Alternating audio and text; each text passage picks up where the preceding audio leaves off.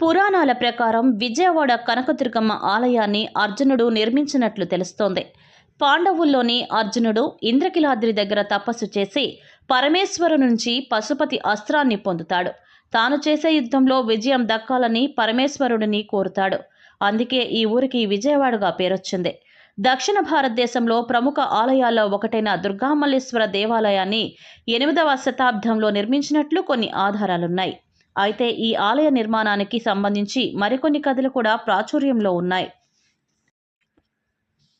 పూర్వకాలంలో విష్ణుకుండిన రాజు మాధవవర్మ అనే రాజు బెజవాడ నగరాన్ని పాలించే ఆయనకు చాలా కాలం తర్వాత ఆ రాజు దంపతులకు పుత్రుడు జన్మిస్తాడు.